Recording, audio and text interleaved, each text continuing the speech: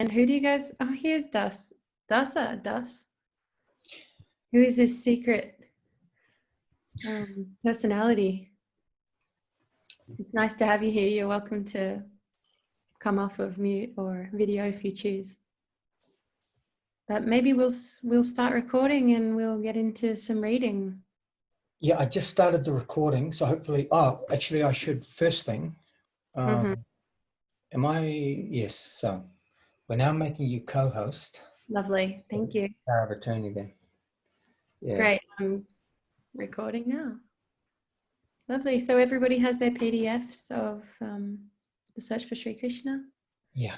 If you're happy just to listen, that's perfect as well. So I'll chant a few mantras in glorification of the great masters, and then whoever feels inspired can lead us in the reading.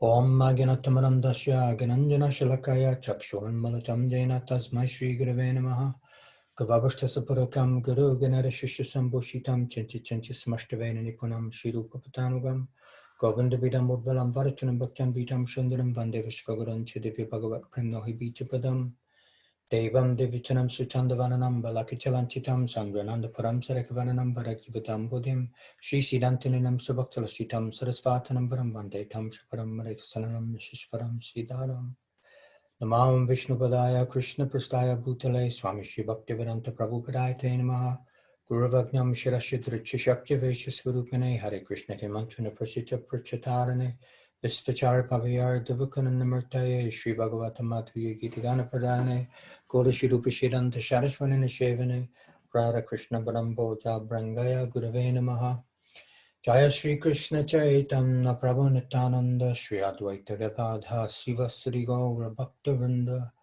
Hare Krishna Krishna Krishna Hare Hare Hare Rama Rama Rama Hare Hare.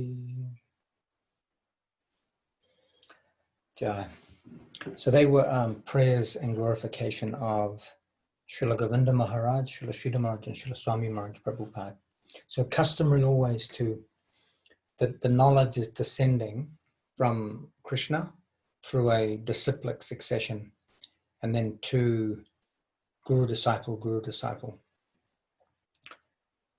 So that way it's carried, and the mantra is living, the knowledge is living, and so it's carried. Generally, it's carried generation to generation. Sometimes it is true that the Dadamnaya or Dara can skip a generation, or that the wisdom can go underground, but then it will again be taken up by some bona fide sadhu. So always customary to honor the great masters who have given us this wisdom, this life, knowledge, revelation. Hare Krishna. Jai. Yay.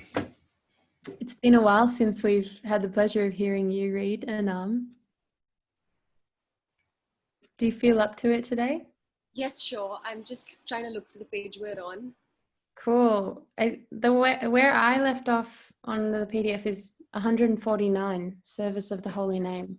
Is that what you have?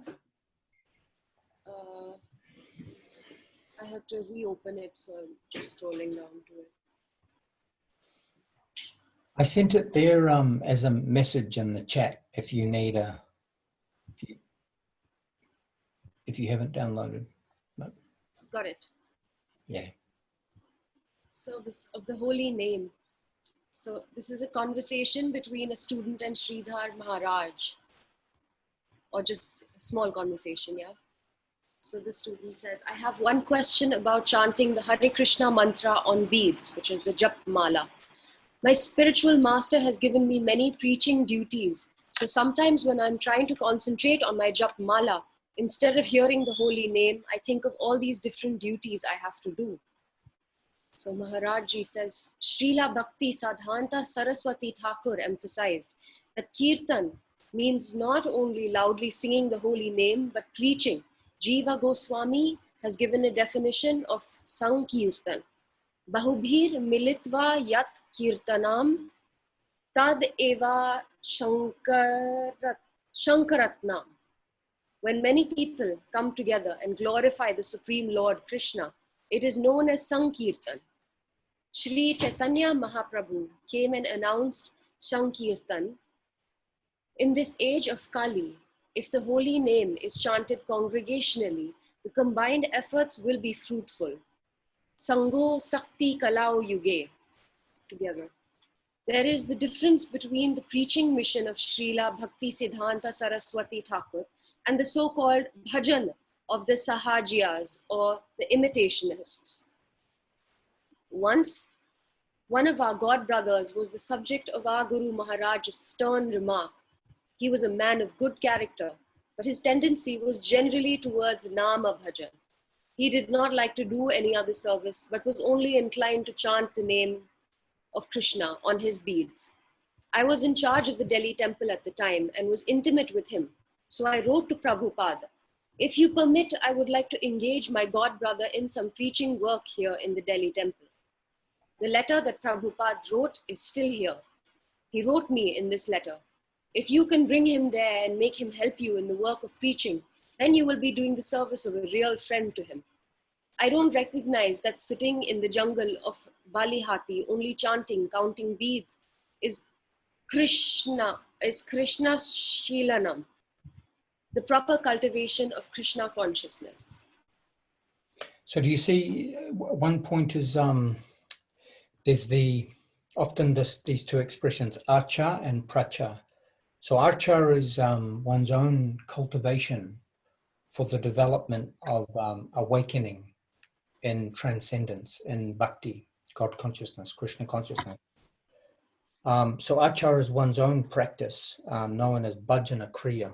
So when we go back, you'll see this word bhajan or bhajananandi.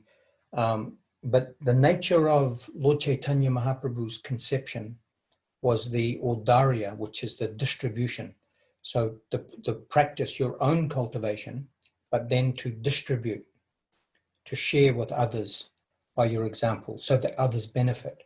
So this particular god brother, Krishnadas Babaji Maharaj is his name. He liked to just chant on the beads in the jungle of Balihati. So Saraswati Thakur said, I don't consider this to be exclusive devotion. Like really you should attempt to also, you're being benefited, but so please try to distribute as you can the great path. It's sort of like I've got the medicine, but I'm going to keep it to myself. So Bhajananandi is, I have the medicine, I'm surrendering to the medicinal path practice. So prachara is the distribution of the medicine. So two things we should be doing. Take the medicine and try to share or distribute.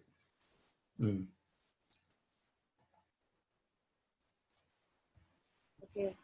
Preaching means a fight. So kirtan means preaching. Shravanam kirtanam. Kirtan does not simply mean loudly chanting, but preaching. And preaching means there must be a fight with the opposition party. Kirtan means a fight. Kirtan creates the divine vibration which will fight with all the ordinary vibrations that are floating in this world in subtle and gross waves. So Prabhupada told us that our Tulsi beads should not fast. His minimum advice was that we must do some service in the form of chanting Hare Krishna while counting on beads at least once daily. His exact words were, Malik Upabhas Na. The beads should not fast. And his general instruction was to preach as much as possible. Once I had a talk with one of the big spiritual leaders of the Udupi temple in Madras. He told me, sometimes I preach about Madhvacharya and the Bhakti cult, but I have no time for sadhana, which is the regulated spiritual practices such as jap, Gayatri mantra, scriptural study, and so on. I supported him. Our Guru Maharaj said that Hari Katha, preaching about Krishna, is no less important than sadhana. Rather, it is more living thing. It is a more living thing. Preaching is more vital. When we are preaching, automatically we must have the maximum concentration. On the other hand, while chanting on our jap beads, we may be absent-minded. When we are speaking about Krishna to another person, we must be all attentive.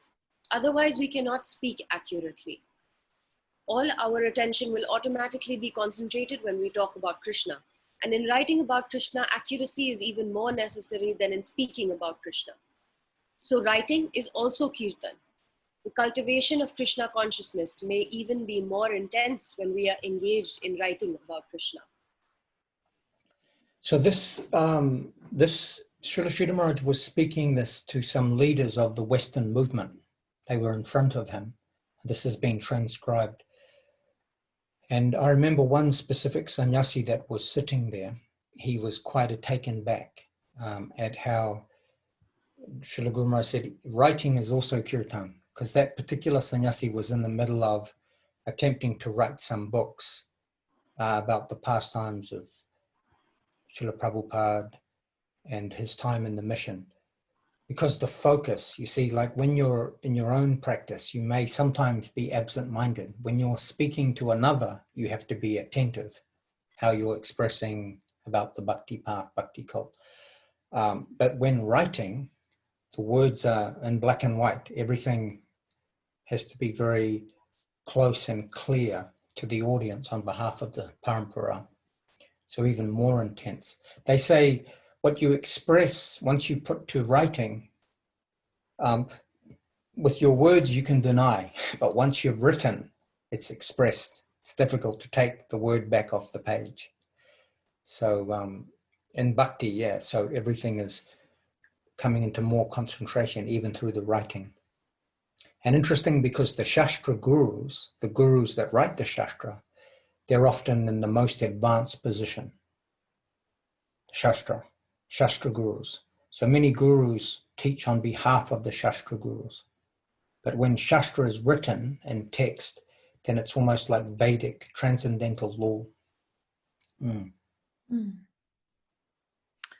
I also have a question, Maharaj. What would be another way to say the beads should not fast? I don't understand what that means. Oh, the Malika Upabhashana, the bead should not fast. So generally, in the Kali Yuga, the quick elevator path to transcendence, to enlightenment, to reawakening your dormant, full, blossomed consciousness, Krishna consciousness, is through this Mahamantra, chanting on the mala bead. So you see, when the new initiate comes in, they're given the mala. So every new person coming in, the bead, that service of Shravanam, Kirtanam, hearing and chanting, by chanting on the mala, it shouldn't fast. Every day you should give some service to the mala. And Saraswati Thakur expressed minimum 4 rounds, which is half an hour chanting. But the more you chant, the better. Chanting Mahamantra will give more and more clearance development.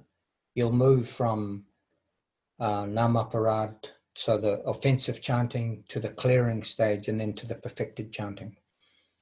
So yeah, so like a child, if you give birth to a child, every day you have to feed the baby. So the mala, every day you give time to that service, Shravanam Kirtanam. And this verse is the Hariyanama, Hariyanama, Hariyanama eva kevalam, kalona stevana steva gataranyata. So in the Kali Yuga, this chanting of Mahamantra has special significance. Gurudev would say your supreme benefit will come through chanting Mahamantra in the Kali Yuga. So when you get the mala from the Guru, try to always do that service every day, in the morning preferably. And does it matter how fast or slow you chant? Is it because practitioners have so many rounds to get through that they might use the Mahamantra really fast? To me, that's quite surprising because it feels rushed, the way I've heard it. Yeah, I mean, the main thing is to concentrate on the sound, not to think anything, but just the sound, So, yeah, quality always better than quantity, but so always go for quality first, and then add the quantity. So yeah, focus. Hare Krishna, Krishna. These 16 syllables are the Supreme Being in transcendental form. the divine couple, Hare Krishna, Hare. So Hare is the divine feminine, Srimati Radharani, and Krishna, the divine masculine. So it's a call for reveal yourself to me and engage me in your seva, Hare Krishna. So yeah, so like I usually can chant one round of mala in about 7 minutes. So generally in half an hour, you should chant maybe 4 rounds, but even if it's a little longer, it's okay. But quality first, then quantity. But as much quantity, the more that we're engaged in connection with God in sound form, then there's no time for the shadow. The Mahamantra is very powerful in the Kali Yuga. So even when you're not on the mala, you can be driving in the car and thinking, Hare Krishna, Krishna, Krishna. When George Harrison and John Lennon, when they first heard Mahamantra, they were on a sailing boat and they chanted the whole weekend and felt high, naturally high. So, but yeah, quality always. Thank you. Perfect. Shall we continue to the next section? Sure. Next is Gauriya Mat, the war against Maya. In this picture, it's a picture of Srila Bhakti Siddhanta Saraswati Thakur, who was the founder of Sri Gauriya Mat, declared a totalitarian war against Maya, the illusion, and even all other existing concepts of religion. So, the preaching mission of Srila Bhakti Siddhanta Saraswati Thakur, the Gauriya Mat, has declared totalitarian war against Maya and even all other existing conceptions of religion. And our authority is Srimad Bhagavatam and Sri Chaitanya Mahaprabhu. Divine love is the supreme most goal of every soul. Beauty and love is the Summan Bonum, our highest attainment. That is the ultimate controlling principle and not power. And beauty and love are found at their highest position in Krishna, in Vrindavan. The ultimate conception of the absolute truth is that of reality and beautiful and divine love. At the same time, the difference between lust and love should be clearly realized. That should not be misconceived. The acme of dedication is demonstrated in the love of the inhabitants of Vraj. So preaching, Sankirtan, and not counting beads, jap, is the real service of Krishna. But because we have taken a vow and it is ordered by Mahaprabhu and our Guru Dev, we must chant the holy name while counting beads. It is our duty. The Guru Maharaj told us, the jap beads must not fast. So if we engage ourselves in preaching work, there should be no doubt that we are really obeying the order of Mahaprabhu. Although he has advised us to chant 100,000 names or 64 rounds daily, that is a provincial saying. What is really all important is the spirit of service. We are not told that the gopis always count the name on tulsi beads, yet they possess the highest position in the service of Krishna in Vrindavan. Yeah, so the, see again here, because the general order is there, the general sadhakas, practitioners will always try to make time for that service. And this is where, one thing is, you'll see in India, all of the different yoga practitioners, they're always rising during this period, the Brahma Muhurta. This is like 96 minutes before sunrise. If one can come into the habit of rising around 4 a.m. in the morning, if possible, and then engaging in meditation, it's an incredible time for meditation. And you'll see that many of the yoga systems practice their sadhana, yoga asana, and also bhakti yogis generally rise at that time, living in the ashrams, and engage in the meditation. But in order for that to come into that natural habit, of course, you have to change your evening habit, go to bed earlier. But the Brahma Muhurta is, it encourages and establishes more sattvic influence in the consciousness if you rise at that time. So, yeah, I always have my alarm clock set for that time. Srila Govinda Maharaj would sometimes even rise earlier than that. And then, you know, disciples, friends, devotees would come, and then he would be talking about the different scripture and different services were going on. So yeah, between 4 to 8:30 in the morning, we would all come. And no doubt many would go and chant on the beads, or they would go to the artis, and many would sit in front of him as he was discussing many different spiritual topics. So it's very common. You'll see everywhere. In India, everyone's rising early, you'll see if you visit. You know, temples and artis, bells are ringing at 4:30 everywhere. You can hear, especially Vrindavan. But I think even in Delhi, New Delhi, many temples, you can hear bells and people doing their puja early in the morning. It's quite a beautiful thing to witness if you ever get to go to India and see the Vedic culture, devotional offerings and smell of incense burn, you know, awesome. It happens, yeah, it's there. And they do it to kind of beat the heat also, you know, so they start their day very early so that they have the afternoon just to relax and not have to go out into the heat. Yeah, yeah. Siesta.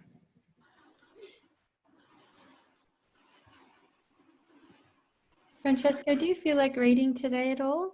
Or are you happy to listen and process and integrate?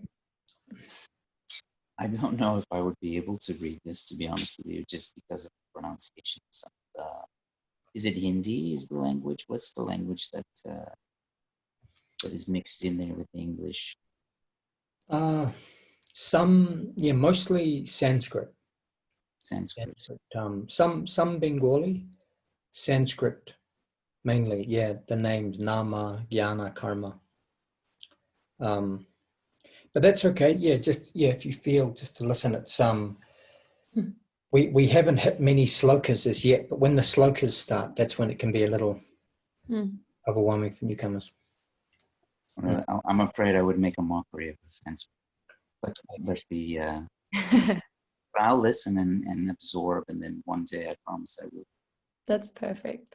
You'll hear a lot of us stumble over the words. Anam is just particularly fluent. It's in your blood, Anam. Here though, guys, I'm very honored that you think that, but in India, they think I'm from a foreign land when I try to speak Hindi. No way. Like, where have you come from? Like, why you speak like this? It's not that good. Natural. Cool. But I'm just sending to the group this,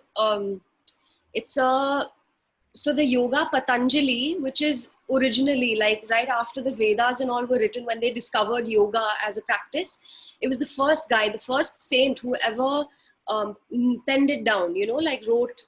So like, it's like the oldest version of what yoga is supposed to be.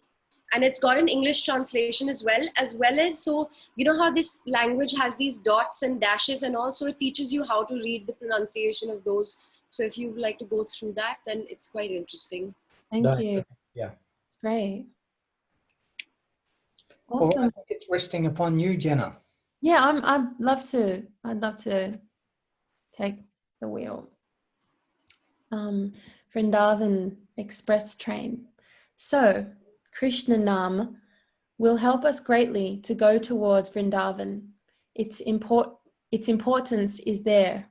Like an express train, the holy name of Krishna carries us to the goal without stopping at any other station.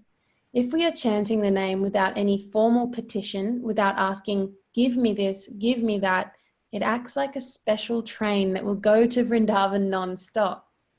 There, the impurities of karma and jnana are absent.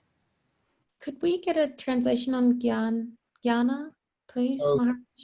Yeah, so the impurities, karma and jnana. Karma is like the coming from kama, desire. Karma is the action, reaction, which hold us in the cycle of loan, debt, loan, repayment of loan, karma, action, reaction. Jnana is general knowledge, can be even Vedic knowledge that's not directly related to the liberation or the bhakti conception, but generally mundane knowledge.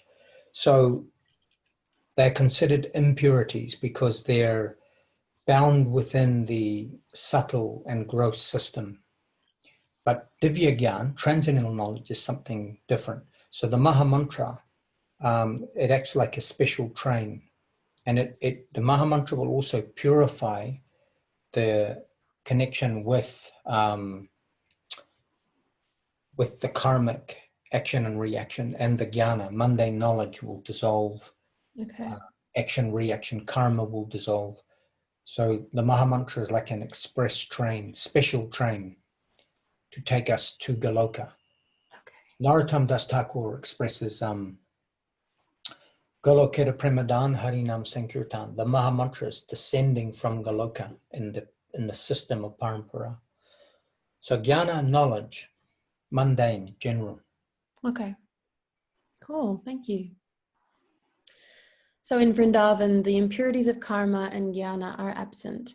The devotees of Vrindavan simply think, I want Krishna. I do not know what is good or bad. I simply want Krishna. The student asks, how many rounds did your Guru Maharaj ask his initiated disciples to chant each day? Did he prescribe any set number? Srila Sridhara Maharaj, his general recommendation was to chant 25,000 names, 16 rounds daily, or at least 4 rounds minimum. When someone had no work, he could chant 100,000 names, or 64 rounds. Student, would Bhaktisiddhanta Saraswati Thakur give Harinam initiation to someone who could only chant 4 rounds daily? This is moving into another section here, quality, not quantity. Srila Sridhar Maharaj says, there was no such consideration. Formerly, one had to do some counting, but there was no rigid limitation. What he wanted from us was intense engagement in the service of the Lord, under the guidance of a Vaishnav, because the all-important point is service. Our attainment of the goal is not ensured simply by increasing the number of times we repeat the name. Only by increasing the quality will we reach success. There are so many sayings in the scriptures to encourage our realization of the holy name in different ways, but Srila Rupa Goswami has given us a central thought. He quotes the Padma Purana, Ata Sri Krsna namadi na bhaved grayam indriyai. Our senses, physical or mental, are ineligible to come in touch with the transcendental. The name is non-material, aprakrita. Without mundane limitation, Vaikuntha, it belongs to another plane. So nothing about Krishna, his name, form, qualities, or pastimes can be touched by our physical or mental senses. But when we have a serving attitude, he comes down to us of his own accord. Only then can our tongue really pronounce the name of Krishna. Otherwise, only the physical sound of the letters of the name can be produced. Our tongue, our hands, physical sound, all these mundane things cannot come in touch with Krishna. Some intervening medium is necessary to connect his body with the supra-mundane. I've never seen or heard that word before. Yes, supra means beyond, not mundane, beyond the mundane, transcendental. Opposite to mundane, supra. Right. It's Old English, I believe. Supra, yeah. Some intervening medium is necessary to connect this body with the supra-mundane, and that connection is our earnest desire to serve Krishna, to satisfy him. A bulb won't light if there is no electricity. Only when the electrical current is there will the bulb be illumined. So the name may appear on the tongue and in the ear, in the mind, or in writing, but we must have the connection from Vaikuntha to this mundane world. And that connection is devotional service, a functional serving attitude. That alone can connect the physical realm with Vaikuntha and Vrindavan. Very interesting. So the tendency to please, the seva, pranipatena pariprishnana sevaya. So the key is the service, the desire to please. So yes, seva is the connection. So it's like to love God means to serve. So people can say, I love, they can quote, they can write, they can chant, but the tendency to serve and please. So by surrendering and pleasing love, love reciprocates with you. Krishna reciprocates with you, divine love. So all relationships, even in the mundane, require the verb of action, the mood of service in order to reciprocate any relationship. Questions, answers, brothers, sisters serve each other, the employer, employee, husband, wife, everyone's serving. You know, a relationship with children, you have to serve them. And then in time, hopefully they serve you. They support you, love you. So functional family is always engaged in serving, supporting each other. You see, you know, like I did it for my family. Whatever you're doing, good or bad. So service is, Srila Govinda Maharaj once expressed that service is the constitutional nature of the soul, is to serve. But then who will you serve? Maya, or is it better to serve in heaven or to reign in hell? No, better to serve in heaven. And even those who want to reign in hell or who want power, they still have to serve some boss, or they have to serve their senses. They're always serving, but in separation from God. And so they get a limited currency, whereas serving the divine, you get the unlimited currency, reciprocation. But service is the key always. Did you just say divine currency? Yes. That's cool. Mm. It's great language. Divine currency. It's a different type of coin. Mm. It goes into your eternal, Gurudev used to say, your eternal bank account. Cool. Great visual. Okay, moving into firing blank mantras. Krishna will appear of his own accord. He will descend upon your tongue, and then your tongue will be able to chant the name of Krishna. A gun that has no bullet but only a blank may make some sound, but no bullet is actually fired.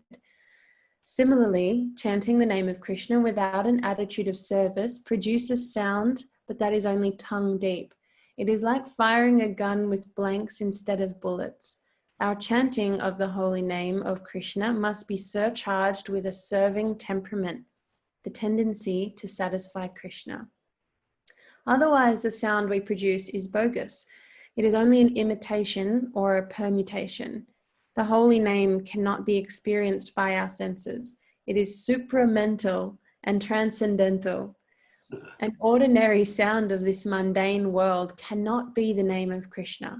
Our ear cannot even hear the name if that mediator, the serving attitude, is not there. The earnestness to satisfy Krishna's will must mediate between Krishna and the ear through the mind. I'm going to read that again. The earnestness to satisfy Krishna's will must mediate between Krishna and the ear through the mind. Then only will Krishna's name enter our ear and reveal to us his form, qualities, and pastimes. The holy name is not physical. It is aprakrita, transcendental, supramundane. Only through our service attitude will it come down to this mundane world. Our Guru Maharaj laid the highest stress on developing a serving attitude. Otherwise, it is all bogus, all imitation, and people will say, "Oh, there is no Krishna there. These men are hypocrites. They are only dancing and making noise. They are not surcharged with a serving spirit." Only through service can we directly come in contact with Krishna. The real point is to practice how to attain the spirit of service, Vaishnav Seva. The Vaishnav, should I pronounce Vaishnav, Vaishnava? Yeah, Vaishnava. The Vaishnava is doing service, and we must imbibe from him the methods of attaining this serving attitude. Under the order of a devotee, we must practice to give ourselves. Self-abnegation and self-dedication are necessary, and that positive thing we will receive from a devotee. If children are given pen and paper in the beginning, it will not be fruitful. So a stone is given, and on the day they practice writing. On the earth they practice writing. So in the beginning, we must try to practice how we can develop a serving attitude, dedicating habit. It is our innate wealth, and that is our solace. I'm just going to let Sudashan into the room. Yay. Yes. Yay. If we try to develop a serving attitude, the pure devotee will help us. It is said that if one is miserly, he should at least give some trash in charity to anyone. Hey, Sudashan. Nice to see you. I've got Nitai here if you want to say happy birthday. Yes. Love you. Happy birthday, Nitai. Happy birthday, Nitai. Welcome to your 11th year in this world. Oh, really? And we got Arjuna, is it? Dandavat Arjuna. Hare Krishna. Sri Maharaj. Yes. Oh, Chananda. how are you? Very good, thank you. Yes, good, good. So it's wonderful. We're in the bubble, so we can all catch up with these guys for Nitai's birthday. Yes, yes. Have you met Jenna before, Arjuna?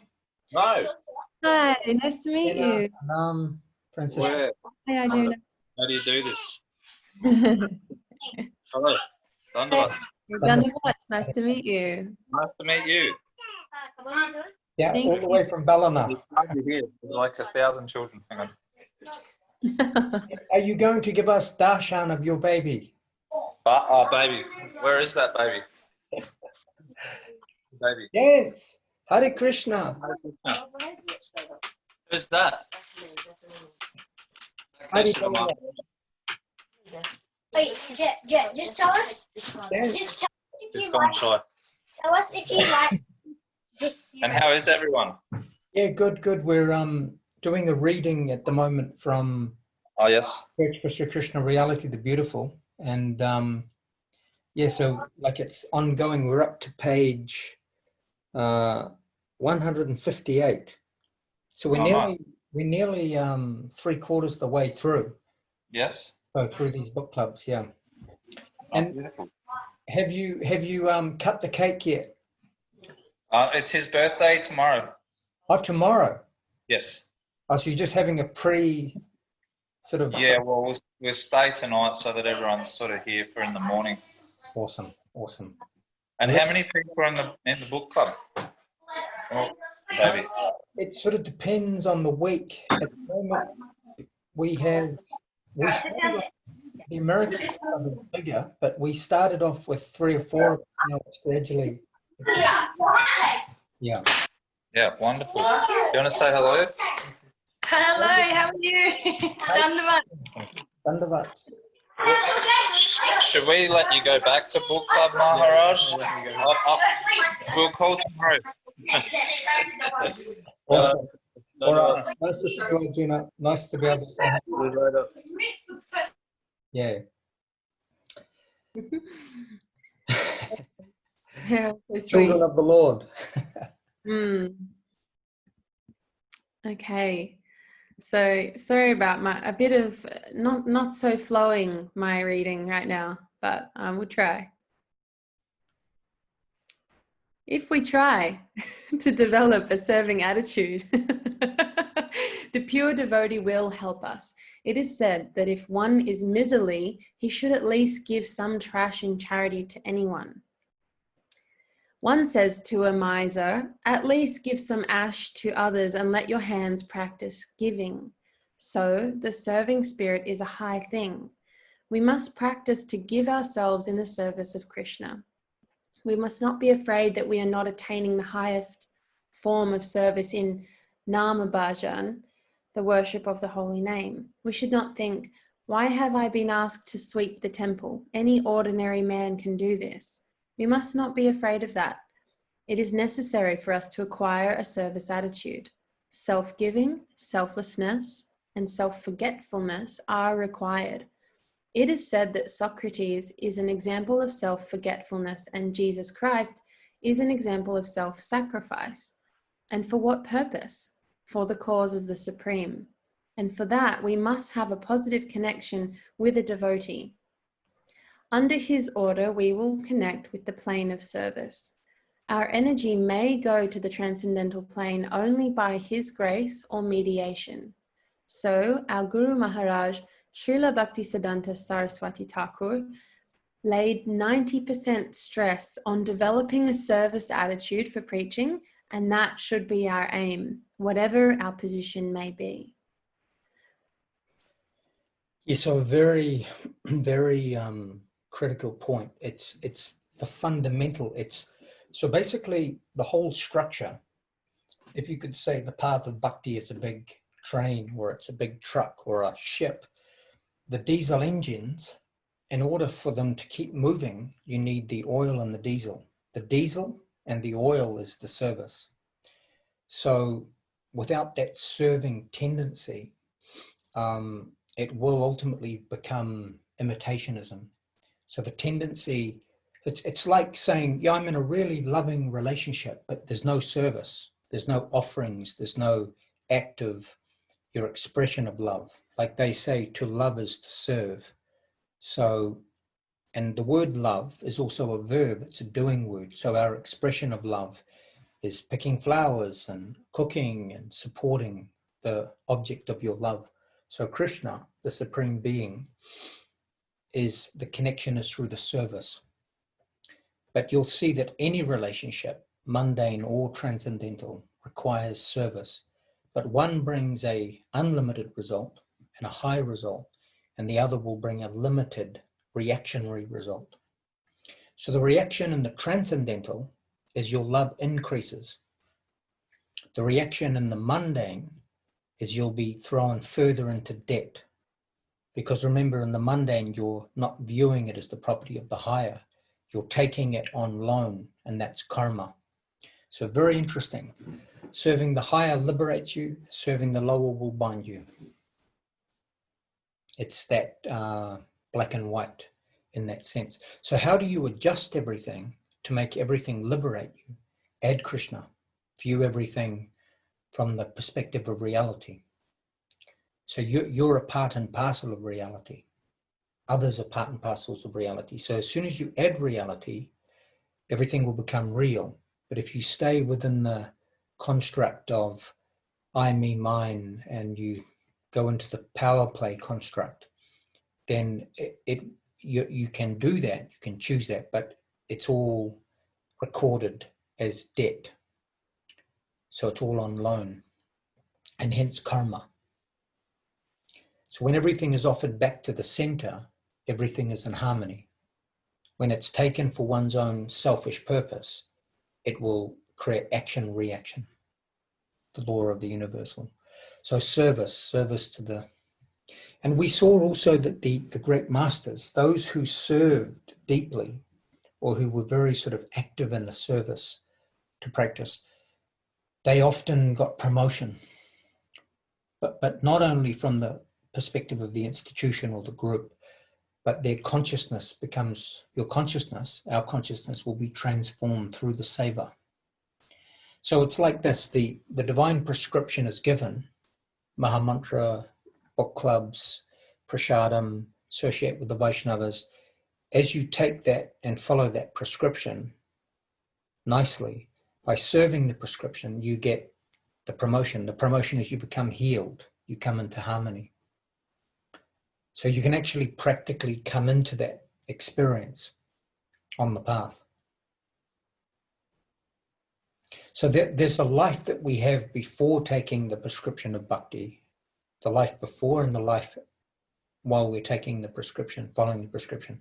You'll be able to compare worlds. This is the amazing thing with the path of transcendence and bhakti. And pretty much what I've seen in my 30 years plus in practice is anyone that is a little open to take that medicine, to expose themselves, to be open to the great Vedic wisdom, it will have profound and very auspicious ramification. You'll be able to see the benefit, feel the benefit, and tangibly see the shift in your consciousness in your life. Hence, I think that's why many who, especially in the Western sector, because these are all new concepts, yeah, it has its impact. So India has always had that benefit. And so, yeah, the real benefit of in the human form of life is awakening to that inner fulfillment, inner prospect. So, but through the seva, through service. So service to country, service to family, service to the senses, that can only become purified if it's connected with the divine. If it's kept separate, if we think we can please others separately and not give them the higher, it will be karmic and you'll be bound, you know. Has anyone ever seen the movie Cloud Atlas? It's a very interesting movie. Anyway, you can Google it later, but it's a movie in regard to we're held through karmic contracts, through many births and deaths and lives. But once we connect with the center, the karmic bonds start to drop away, and we'll ultimately get freedom from the stage, the phenomena, Maya. So yes, service is the connector. Service to expansion, service to contraction. Serve expansion, you'll get expansion. Serve love, you get divine love.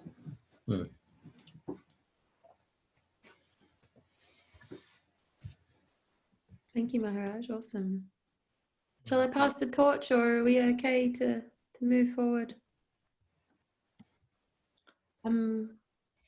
Yeah, cool. All right. Nectar of the holy name. Not only the sound of the holy name of Krishna is necessary, but also the proper meaning, the substance, the spirit of the sound. Only the physical aspect of the holy name is represented in nama aparad, offensive chanting, not the real name. The real name is all spiritual. Namakshara bahiraya bhate tabu nama kabunaya. The sound of the letters of the name alone is never the real name. This is explained in the Prema Vivarta of Jagadananda Pandita, a book which is full of philosophical conclusions of Krishna consciousness. It was published and edited by Bhaktivinoda Thakur. There you will find this passage. Namakshara bahiraya bhate tabu nama kabunaya. Merely the sound of the holy name of Krishna should never be thought of as the actual name. Even in nama basa, the twilight dawning of the holy name, which occurs before pure offenseless chanting, the sound of the name is there, but the inner substance of the name is not there. Namabas can give us mukti, or emancipation from the negative side, the material world. But there we cannot trace participation in the positive side, the spiritual world. The name is absent there. The holy name of Krishna is a positive thing, and if we really want a touch of the holy name, we must gain admission into the positive world. When we are in the negative side, how can we get the touch of the name? Namabas may give us liberation, but not participation in the devotional realm. So the real name is not to be found in Namabas either. So three stages of chanting Mahamantra. The Nama Aparad means chanting with offenses. Nama Bas, the clearing of those offenses, and then pure name, no more offense. So the offenses, I was talking with Gangalila Devidasi yesterday, that generally the offenses to the name will naturally drop away when we consider all aspects of bhakti to be sacred. So the Veda is sacred, Guru is sacred, disciple is sacred, the arena is sacred, the path is sacred. So if we stay in the inspired vision, we'll naturally avoid the offenses. So the offenses are relating to seeing things from the relative perspective. So relative means, oh, it's not sacred. I can say anything, do anything. I can take the Bhagavad Gita into the bathroom. No. So holding everything in the sacred view or perspective will naturally encourage avoiding the 10 offense. So 3 stage, Namaparad, Namabas, and Sudanam, pure Nam. So, but under the guidance of a good Guru Vaishnava, we are shown how to progress in the quality of our chanting. So in other words, we approach the Himalaya as the experts show us how to approach. So the great path of bhakti, take guidance, take vision from the experts, because the experts will show us how to go from Nam Aparad, chanting with offenses, to the clearing stage, and then ultimately to the pure Nam.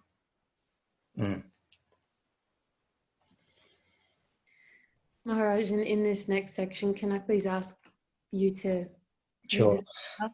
Yes. You'd be happy to. Thank you. Yes. Jewels of the Vedas.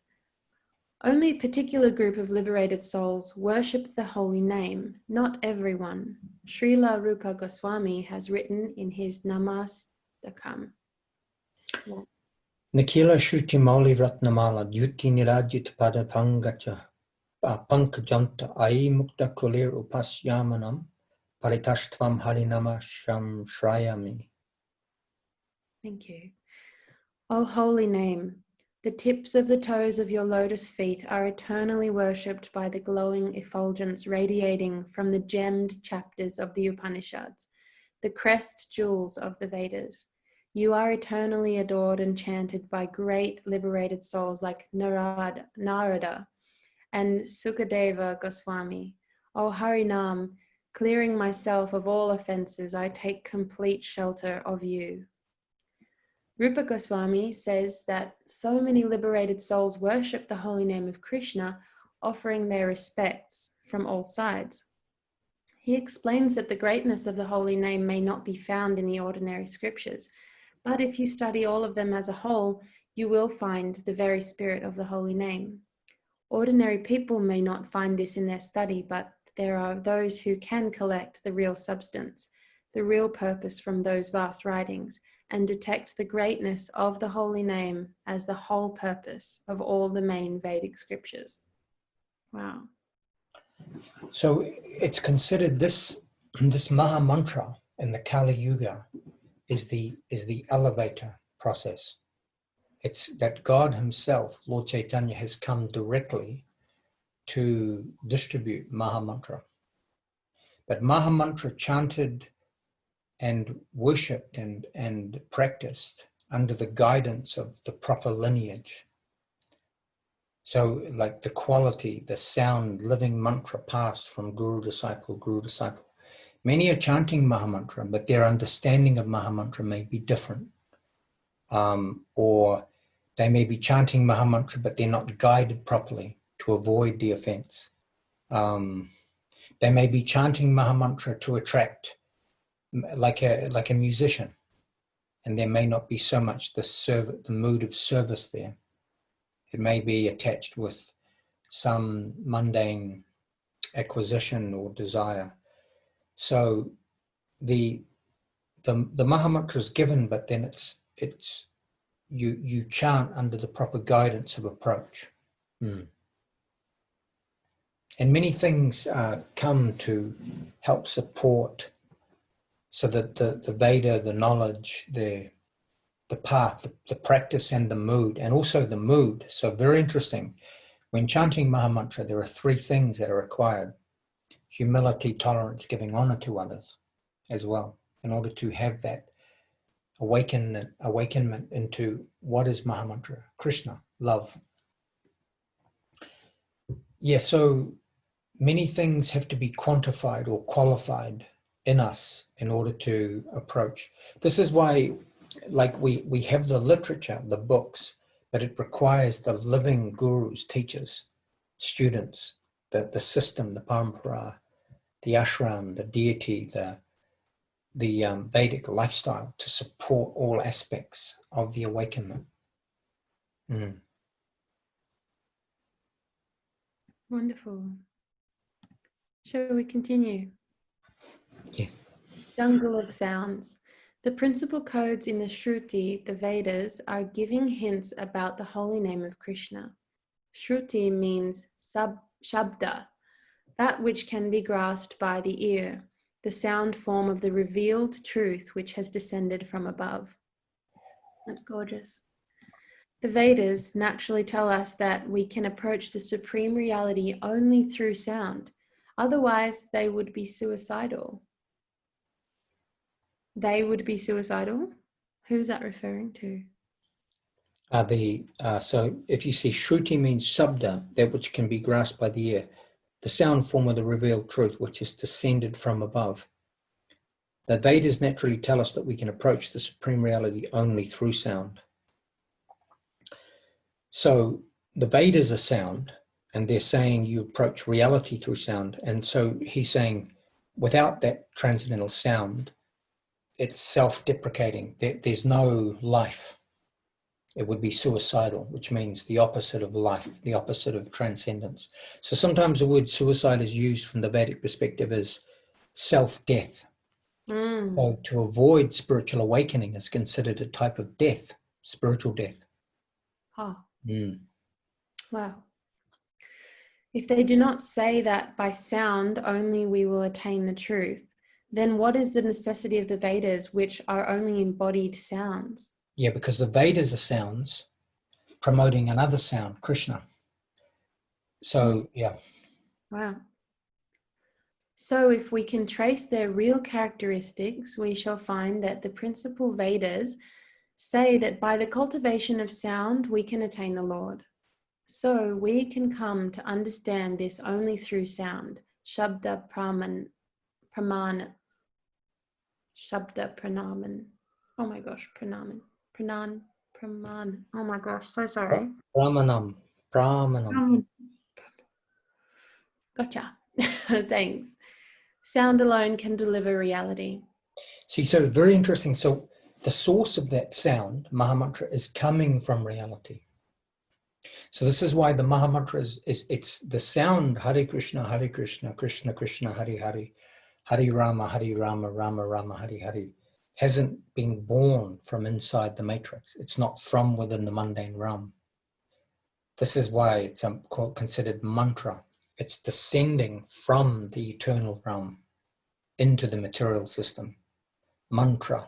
Man means mind, mental system. Tra, mantra. Tra means to deliver the consciousness from saguna to nirguna. Nirguna means that which is beyond the mundane quality. So the sound that can take you back to reality comes from reality, Mahamantra. And Mahamantra is Krishna, is Radha Krishna, non-different. This is incredible. So you can directly associate with God through Mahamantra. And not God only as patriarch, but Radha Krishna. So the divine reality, the divine couple, Radha Krishna, divine feminine, divine masculine, are Mahamantra. So if you receive that Mahamantra from someone in a proper lineage, you are associating with the divine. And when you associate with gold, you will become gold through that sound. Mahamantra will fully reveal and awaken and shake and shift and wash the coal of contracted consciousness that we've been associating with for lifetimes. So it will reveal the true you. You will become fully self-realized through chanting Mahamantra. So if anyone wants to be enlightened, this is the chance. Mahamantra. You will become perfected and enlightened through chanting Mahamantra. I'm going to say, where else can that really be said? Where have we ever heard something like what you just said? Well, see, this is interesting because, see, no demigod can say this, but Krishna, he declares this. Sarvadamam prachaja mamikam sananam vraja aham tvam savapapabhya mukshishami masuchaha.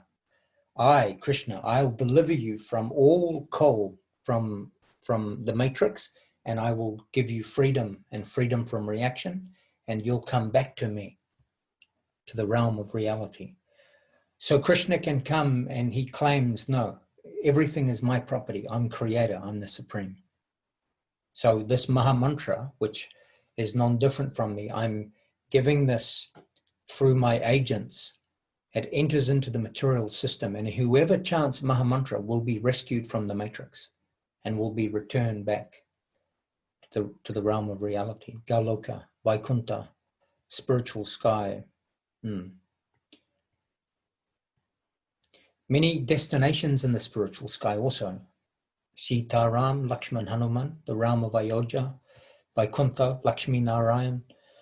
Also, we know Dwarka, that means Krishna, Rukmini, this conception of king, divine kings and queens, Maharajas and Maharani, but divine.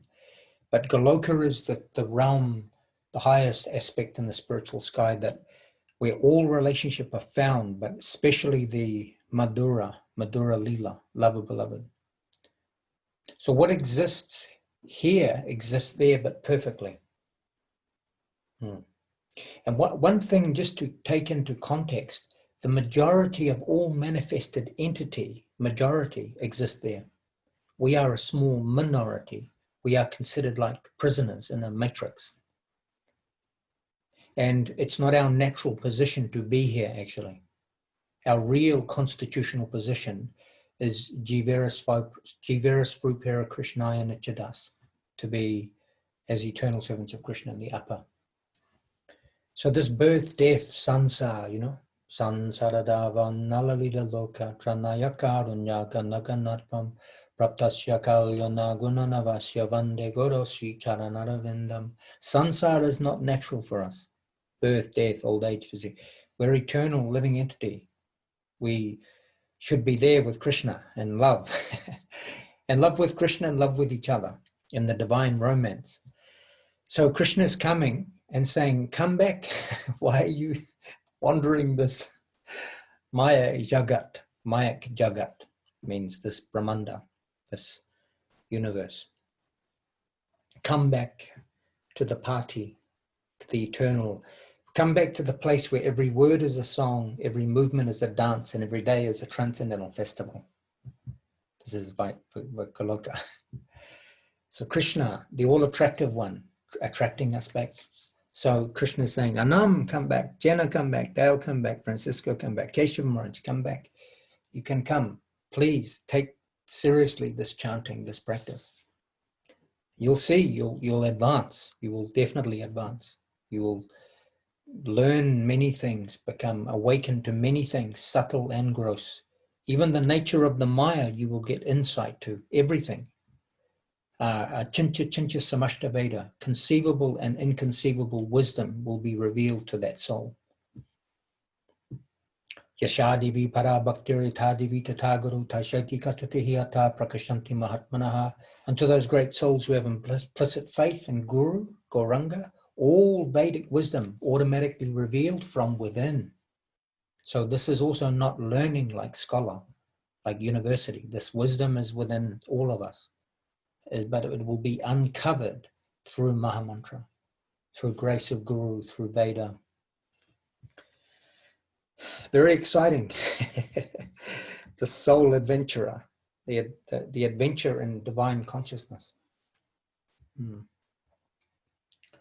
And mystical. Bhakti is a mystical path also. Yes. So sound alone can deliver reality. The Vedas must say so. Hey Maharaj, I'm just noticing that we've got a little under 15 minutes if we keep to schedule tonight. Yeah, definitely. Should we open to questions, discussion points, or would you like to read until the end? What feels good? Yeah, I mean they're very hefty subjects, no doubt. you'll see these themes will come into alignment and they'll become familiar. The themes are what's being revealed, and the inner guru and also your own consciousness will awaken and will resonate with these great truths. So truth by installment. Truth by installments. It's like seeing the initial prospect and then gradually the detail, like the camera will come in more into focus, the understanding. Sabda Brahma, Divya Gyan, divine transcendental wisdom.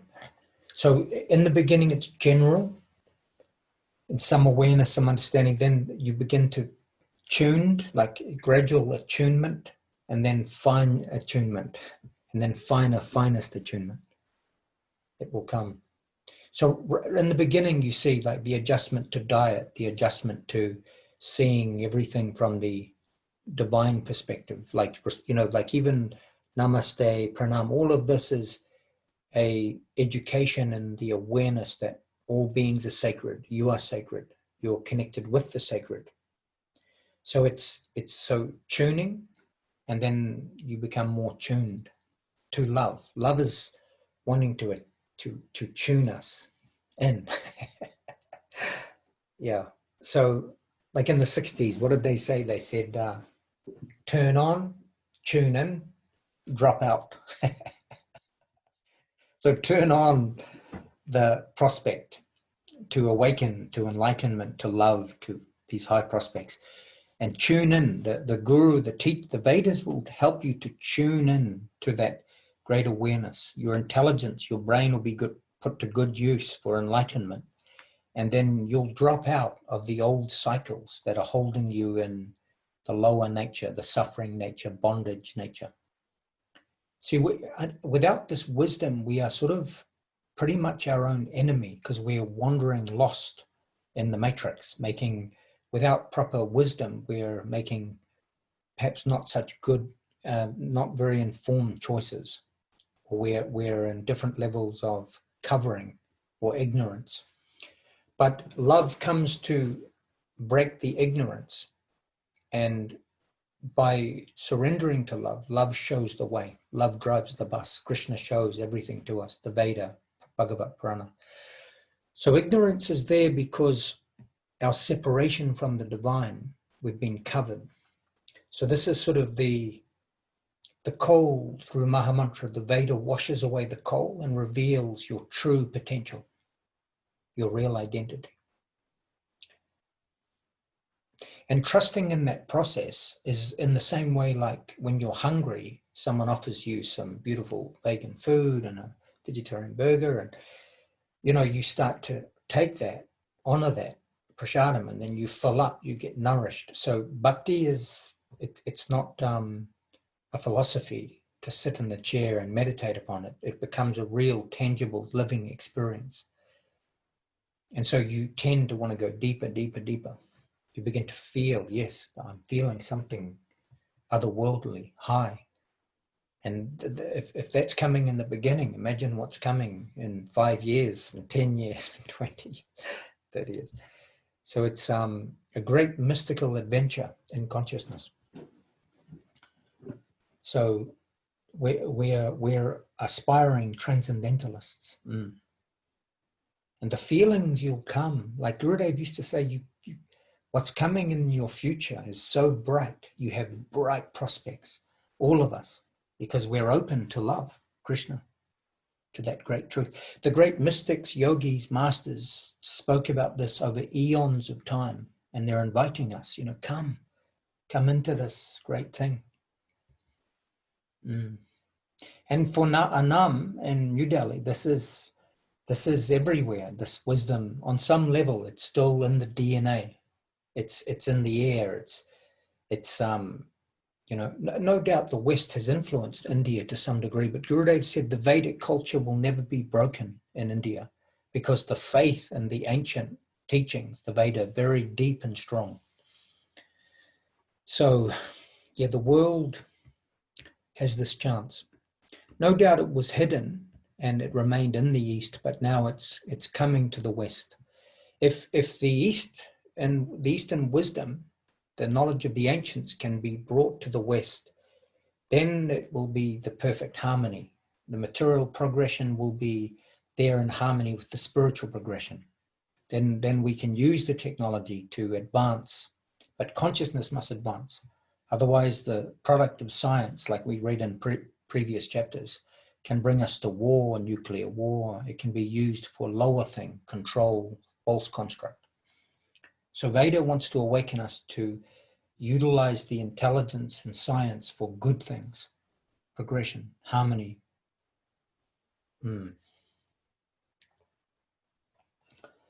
Hare Krishna. How is everything settling for you, Francesca, with this information? How does it feel? Well, to be honest, my first feeling is humility, because I'm just trying to. I'm not used to sort of not grasping everything that's being said, so I'm getting like Maharaj, like you said, just the bits and pieces at this stage, just what comes to happens. And tonight I learned about the, I guess, sort of the power or the holiness, for lack of a better word, of sounds. And so,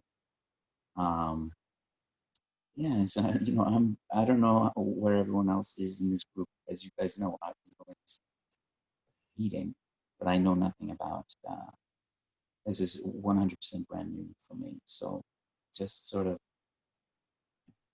trying to be open and take. It's great. It's so inspiring. And it was said to me the other day that humility is like the key.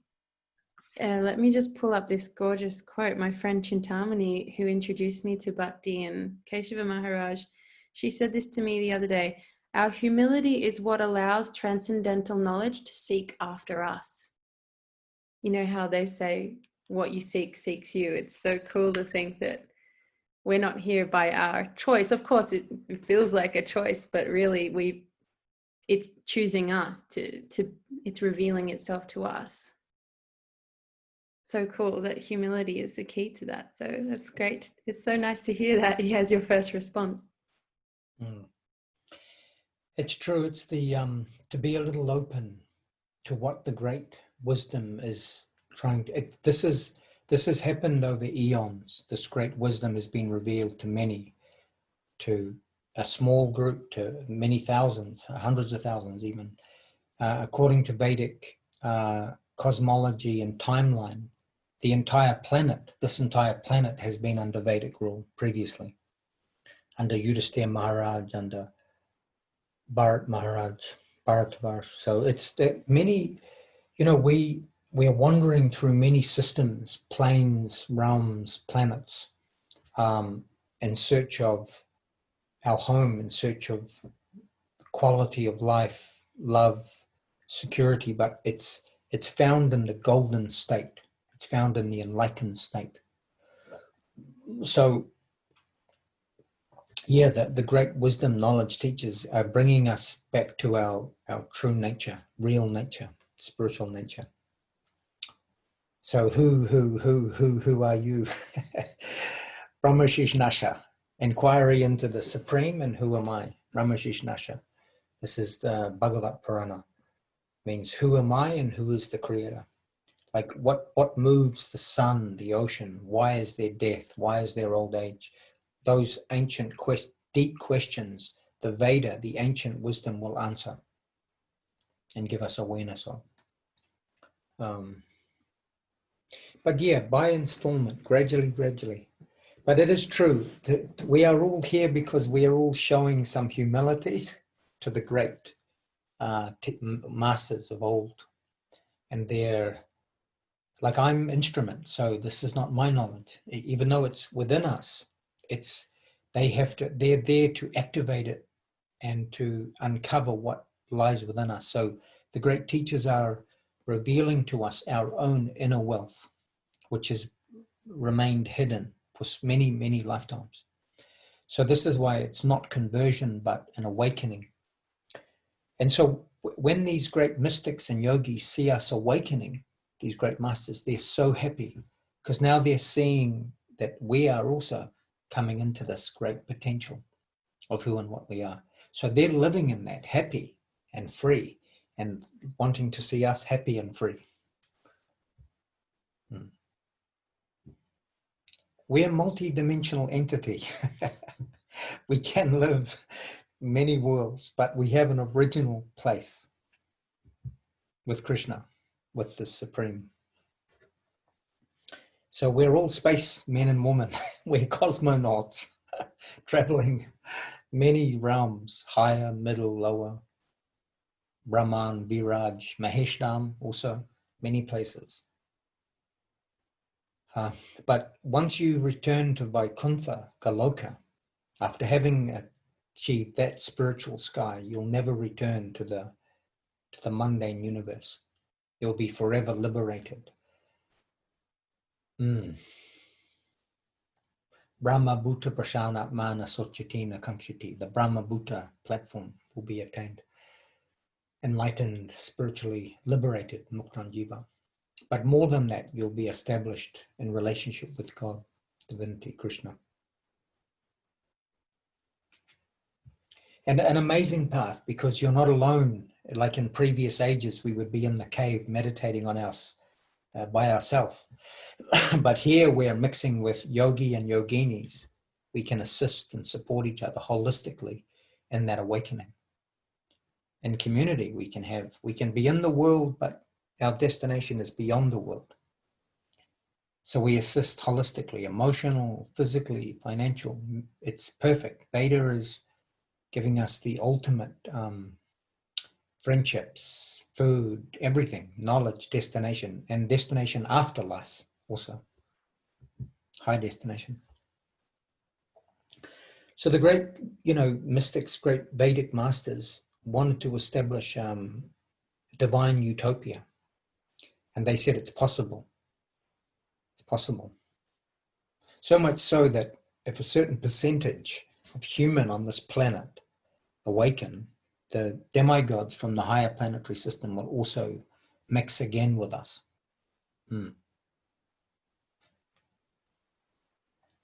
Hare Krishna.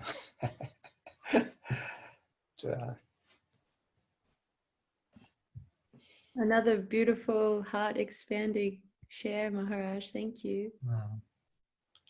All in your good company, like not by chance. We're all here meeting. It's not by chance. I know. Nothing is by chance in this field. It has never been by chance. It's all continuing where we left off from previous development. So the higher is arranging for us to meet in the tapestry of life. And then, we share, assist, help, support in that movement upward. So your evolution, my evolution, my evolution, your evolution. The dance to bring the shifting awakening. And under the guidance, look, we're reading in the Bhakti Yoga world, Srila Sridhara Maharaj, big personality, big guru, heavyweight guru, respected worldwide, but in India also, Siddha Mahaprabhu. So, but 3 great masters in the lineage. And we'll be studying, you will see, never will you become bored. Bored, B-O-R-E-D. It's very deep. Every day, every Sangha will be wow. Like the wows don't stop, they increase. It's oceanic. We have so much to cover. And then, so the assimilation, and then there'll be more joy in the distribution when you also, you'll naturally begin to share. You're sharing what is laying dormant within every being. So it's deep. It's very deep. Always a privilege. Thank you so much for,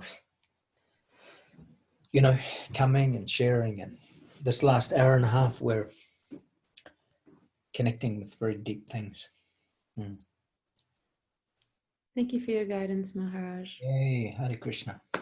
So we Thank meet you for your again. guidance and your love and support. And you're looking forward to Thursday.